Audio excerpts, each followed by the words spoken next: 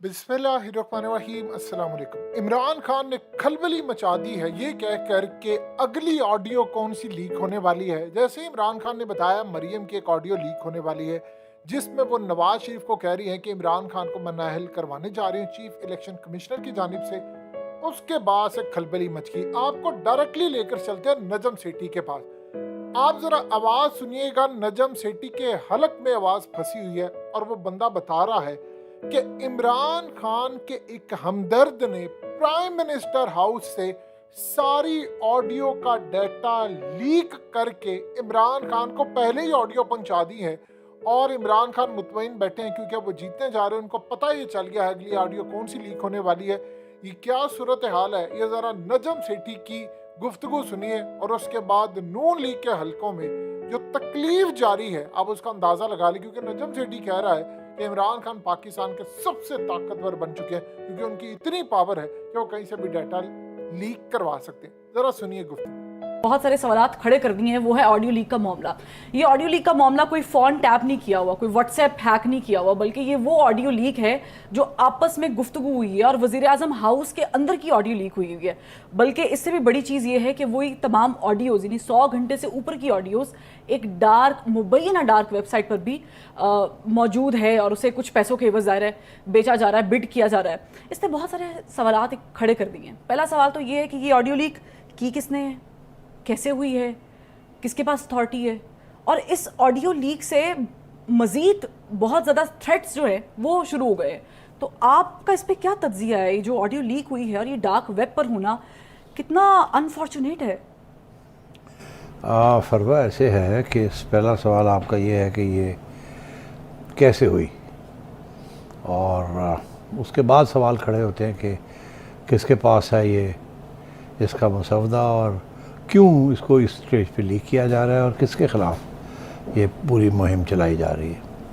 तो सबसे पहला ये कि ये कैसे हुई। अब शुरू में तो ऐसे लगता था जैसे भी आपने ख़ुद कहा कि क्या कि ये वायर टैपिंग है, कोई मतलब है कि क्या फ़ोन को बग किया गया था जो लाइंस हैं, मगर ये फ़ोन के ऊपर तो बात हो ही नहीं रही। ये तो बात हो रही है 2 लोग बैठे हुए हैं, 4 लोग बैठे हुए हैं और एक कमरे में बैठे हुए हैं और वहाँ बात हो रही है।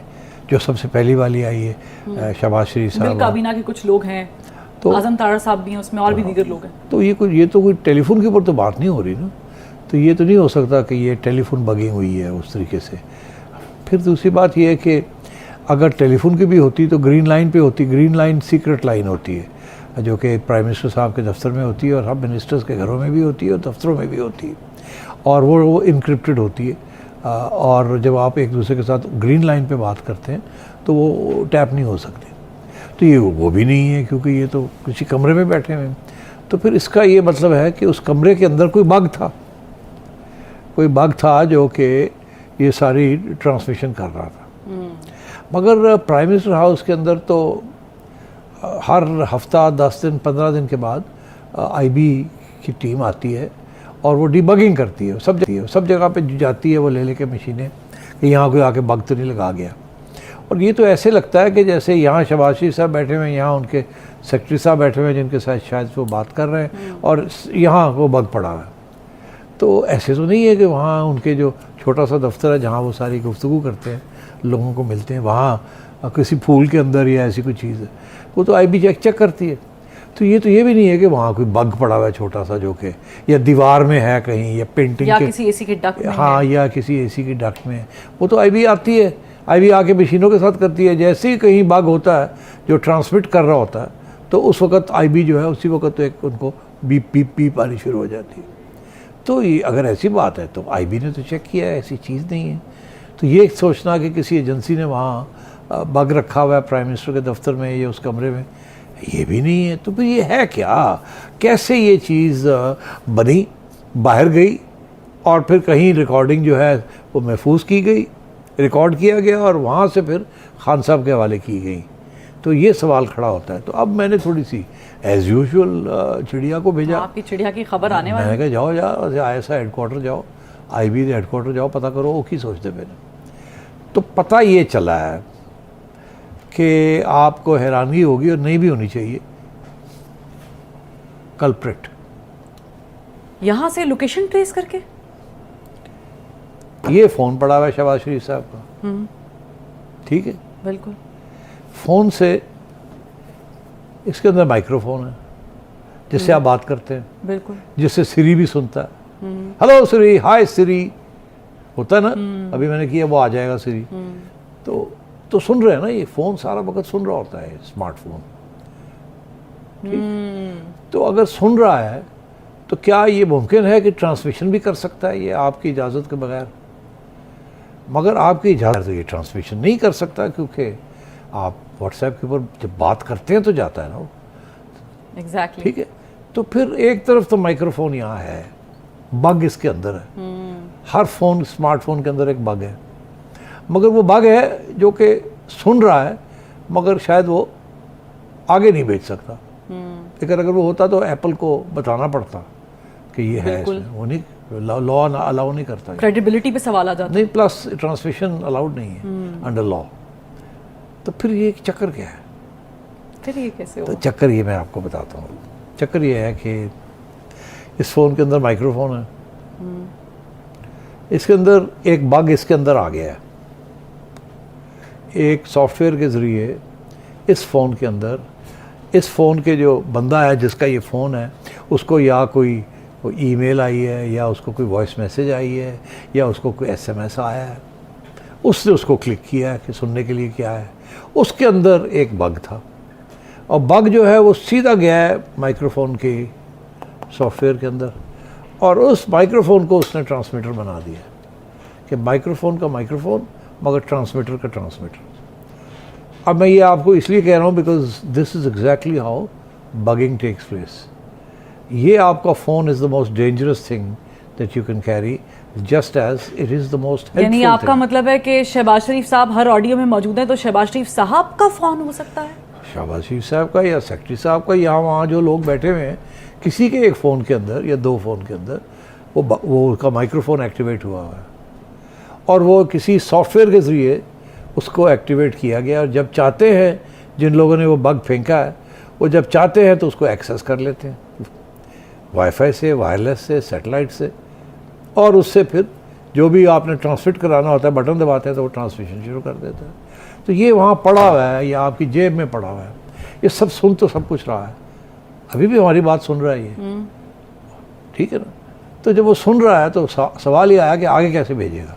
तो वो अब एक सॉफ्टवेयर आ गया है जो कि हिंदुस्तान ने और जो कि इजराइल से ख़रीदा है, और उस सॉफ्टवेयर के ज़रिए आपका फ़ोन जो है वो एक बग बन जाता है, और उसके ज़रिए आप जो बात कर रहे हैं वो सारी की सारी बात जो है वो ट्रांसमिट होके किसी कमरे के अंदर जा रही है जहाँ वो बैठे हुए हैं ये रिसीव करने के लिए।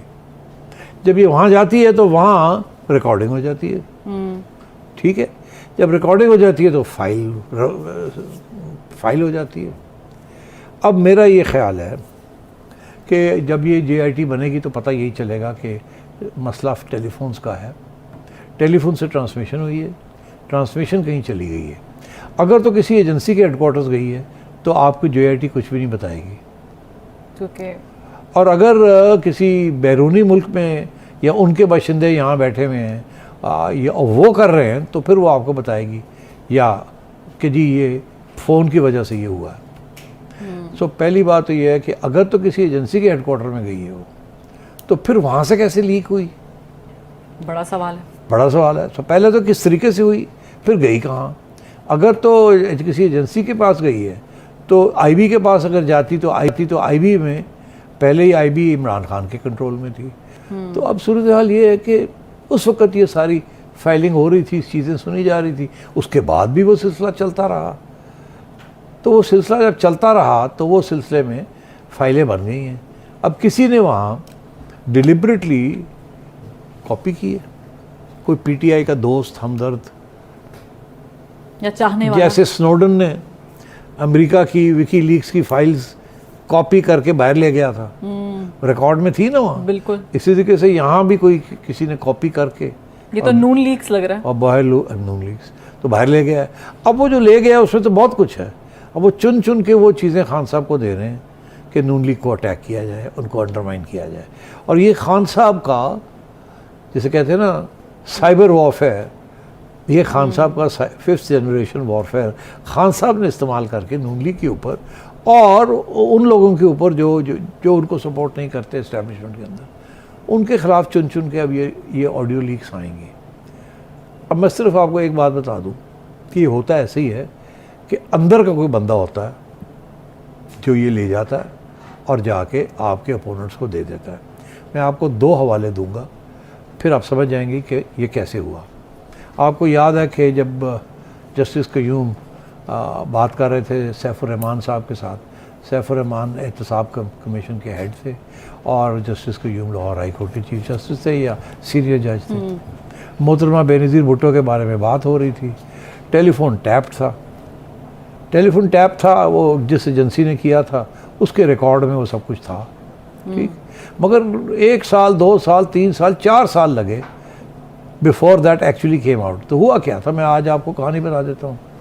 एक डिप्टी डायरेक्टर साहब थे जिन्होंने वो रिकॉर्डिंग जो है उसको कॉपी किया। वो उस एजेंसी में काम करते थे, उन्होंने उसको कॉपी किया, अपनी जेब में रख लिया, फिर मौका ढूंढा कि सर्विस से छुट्टी ली जाए। सर्विस से छुट्टी लेके भागे और किसी यूरोपियन मुल्क में जाके बैठ गए। वहाँ से उन्होंने फ़ोन किया रहमान मलिक साहब को कि जी मेरे पास ये डेटा है, अगर ये मैं आपको दूँ तो उसके साथ वो जो बेनज़ीर भुट्टो साहिबा की जो कन्विक्शन हुई है लाहौर हाई कोर्ट में वो फ़ारग हो जाएगी, क्योंकि लगेगा कि सैफुर रहमान ने जज साहब को ऑर्डर्स दिए हैं, उन्होंने कन्विक्शन की है। तो रहमान मलिक ने कहा भेजो मुझे। उसने कहा जी मैं भेज नहीं सकता, आप आ जाएँ यहाँ, मैं आपको दूंगा, ये बड़ी ख़तरनाक चीज़ है। तो रहमान मलिक साहब मरहूम वो गए वहाँ, उन्होंने वो सारी रिकॉर्डिंग ली उससे और उन्होंने आके मोहतरमा को वो रिकॉर्डिंग दी। और उसके बाद जब रहमान मलिक साहब ने इस बात को, उन्होंने फ़ैसला किया कि किस स्टेज पे हमने इस बात को बाहर निकालना है और कन्विक्शन को ओवरटर्न करना है, तो फिर ये फ़ैसला वहाँ लंदन में हुआ कि कैसे और किस स्टेज पे इसको रिकॉर्डिंग को बाहर लाना है। और वो मैं आपको बता दूं कि लेट 90s एग्जैक्टली तो मुझे फ़ोन आ गया रहमान मलिक साहब का। अच्छा, चिड़िया थे ना, बिल्कुल। फिर रहमान मलिक साहब का फ़ोन आया, उन्होंने कहा सेठी साहब ए होया करना ਇਹ ਸਾਰੀ ਕਹਾਣੀ ਹੈ ਤੇ ਹੁਣ ਅਸੀਂ ਇਹਨੂੰ ਰਿਲੀਜ਼ ਕਰਨ ਲੱਗੇ ਹਾਂ ਤੇ ਮੈਂ ਪਹਿਲੇ ਤੁਹਾਨੂੰ ਸੁਣਾਉਣ ਲੱਗਾ ਤਾਂ ਕਿ ਤੁਸੀਂ ਤਿਆਰ ਹੋ ਜਾਓ। ਇਹ ਅਸੀਂ ਹੁਣ ਲੀਕ ਕਰਨ ਲੱਗੇ ਹਾਂ ਤੇ ਜਮਹੂਰੀਅਤ ਦਾ ਤਕਾਜ਼ਾ ਹੈ ਕਿ ਤੁਸੀਂ ਇਹਨੂੰ ਸਪੋਰਟ ਕਰੋ ਕਿ ਦੇਖੋ ਸਾਡੇ ਨਾਲ ਕੀ ਕੀ ਹੋਇਆ। ਮੈਂ ਕਿਹਾ ਜੀ ਮੈਨੂੰ ਸੁਣਾ ਦਿਓ, ਅਗਰ ਮੈਂ ਯਕੀਨ ਕੀਤਾ ਕਿ ਸही है तो then of course I will say whatever I have to say. उस ज़माने में टीवी शीवी तो नहीं थी, बट अखबार ही थे, तो हम अखबारों में ही लिख सकते थे या इंटरव्यूज़ दे सकते थे फॉरेन चैनल्स को। तो in fact that is what happened. I found out. उसके बाद मैंने तैयारी की, मैंने फिर एक तो इशारे भी किए कि ऐसे होने वाला है। उसके बाद रहमान मलिक साहब ने वो टेप सुना दी। It was an insider. ठीक, मेरा ये कहने का मतलब है कि इसी किस्म का इनसाइडर ने आपको ओसामा बिन लादेन के बारे में भी अमरीकियों को बताया था। तो ये ऐसे नहीं होता कि एकदम कोई बड़ी इंटेलिजेंस हो जाए, वो होता यही है कि अंदर से कोई ना कोई बात करता है। तो आज मैं आपसे ये कह रहा हूँ, ये अंदर से किसी ने ये रिकॉर्डिंग जो है उसको चोरी किया है जहाँ ये पड़ी हुई थी, और वहाँ से करके, और वो हमदर्दी है खान साहब का, जैसे रहमान मलिक साहब और डिप्टी डायरेक्टर साहब हमदर्दी थे बेनज़ीर भुट्टो साहबा के। तो मेरा ख्याल है ये उसी किस्म की सूरत हुई है इस वक्त कि ये चीज़ें निकली हैं पूरी की पूरी। वो जो रिकॉर्डिंग कंप्यूटर में थी किसी एजेंसी के हेडक्वार्टर में, वहाँ से वो निकली है। कोई साहब ले गए, शायद वो अब रिटायर भी हो गए हों, शायद वो मुल्क भी छोड़ के चले गए होंगे। और तो अब ये जब JIT होगी वो उनको पता लग जाएगा ये कैसे हुआ है। कभी नहीं मानेंगे कि एजेंसी ने ये किया, ये कभी नहीं बात आएगी। यही कहेंगे जी ये सॉफ्टवेयर तो फिर किसी के पास भी हो सकता है। मगर बात यह है कि इसकी जो ट्रांसमिशन है इस सॉफ्टवेयर की, वो शायद इतनी दूर नहीं जाती। अब जाते जाते ये इसलिए इम्पोर्टेंट है, मैं कहानियाँ सुना रहा हूँ आपको ताकि यकीन आ जाए लोगों को कि I know what I am talking about. जब मैं चीफ मिनिस्टर था पंजाब का, तो मुझे शक था कि मेरा दफ्तर भी बग्ड है। अच्छा, तो मैंने IB को बुलाया और मैंने कहा कि इसको स्वीप करें। तो IB ने स्वीप किया और ने कहा जी कुछ नहीं है, सब चेक कर लिया, कोई बग वग नहीं है। तो मेरे एक सिक्योरिटी अफसर थे, तो मैंने उनसे पूछा, मैंने कहा वो क्लियर हो गया? उन्होंने कहा जी क्लियर हो गया। तो कहने लगे कि हंस के कहने लगे मुझे क्या, आपका क्या ख्याल है कि क्लियर हो गया? मैंने कहा हाँ आप तो कहने लगे जी सर वो तो दिखावे के लिए है, क्लियर हो गया, मगर क्लियर वेयर कुछ नहीं हुआ, यहाँ है कुछ नहीं, there is no bug in your office. तो मैंने कहा फिर? उन्होंने कहा सर वो बाहर ज़रा किसी वक्त निकलिए बाहर, देख लीजिए, यहाँ एक गाड़ी आती है, एक वैन टाइप चीज़ है, वो आती है, वो बाहर खड़ी हो जाती है सेक्रेटेरिएट के बाहर, उसके अंदर पूरी इक्विपमेंट लगी हुई है, ट्रांसमीटर्स लगे हुए हैं, रिसीवर्स लगे हैं, रिसीवर्स लगे हुए हैं, और वो फोकस, इस कंपाउंड के अंदर जितने टेलीफोन्स हैं उनके सारे सिग्नल्स उनको रिसीव हो रहे हैं, हर एक नंबर उनको पता है किसका कौन सा। अगर कोई नया बंदा यहाँ आता है उसका नंबर भी उनके सामने आ जाता है, और वो ये नंबर होता है, उनको पता होता है कि ये नंबर अब किसका है, एक सेकंड में उनको पता चल जाए। अगर वो आपको टारगेट कर रहे हैं तो वो फिर बाहर उनको पता है कि ये आपका फ़ोन है, तो उन्होंने आपके फ़ोन के अंदर they will be listening to आप जो बातें कर रहे हैं फ़ोन के ऊपर, मगर वो फ़ोन टू फ़ोन वो सुन रहे थे। मगर ये जो आज जो लेटेस्ट टेक्नोलॉजी है जो इजराइलीज़ वगैरह ने बनाई है, वो बग के ज़रिए आपके फ़ोन के अंदर किसी न किसी चीज़ को एक्टिवेट कर देती है या रोक देती है, तो उसकी वजह से वो सब कुछ सुन सकते हैं, हो क्या रहा है और क्या नहीं हो रहा फ़ोन के अंदर और फ़ोन के इर्द गिर्द। मुझे तो डर लग रहा है, मैं अपने फ़ोन जो है वो साइड पर रखने लगी हूँ। तो मेरी एडवाइस ये है कि अगर तो आपने कोई खुफिया बात करनी है फिक्र तो फिर आपको ये फ़ोन जो है, ये आप बैटरी निकालने के साथ कुछ नहीं होता, इसकी तो वैसे ही आईफोन की तो बैटरी निकलती नहीं है, तो आप इसको फ़ोन को उस कमरे के बाहर रखें, ताकि इसका ये जो माइक्रोफोन है ना, यहाँ सुनते हैं ना वो सारा कुछ, बिल्कुल, और ये जो है इसको ब्लॉक कर दिया जाए, ताकि कोई ना आवाज़ अंदर आए ना कोई आवाज़ बाहर जाए, इसको आप कहीं रख दें, तो then you can talk. Second, आप क्या कर सकते हैं कि आप टेलीविज़न ऑन कर दें जहाँ बैठे हुए हैं, और फ़ोन को टेलीविज़न के साथ रख दें। उससे क्या होगा कि टेलीविज़न की सारी आवाज़ जो है वो फ़ोन के अंदर जाएगी, और आपकी आवाज़ और टेलीविज़न की आवाज़ जो है जो उधर से आ रही है वो मिक्स होती रहेगी, और जो लोग सुन रहे हैं उनको समझ नहीं आएगी कि क्या हो रहा है। तो इसलिए ये कहते हैं कि जिस कमरे में आप बैठ के बातें कर रहे हो तो और कुछ नहीं तो टेलीविज़न ऑन रखें थोड़ा सा हल्का, ताकि उसकी जो सिग्नल्स हैं वो इसके सिग्नल्स को कंफ्यूज करें।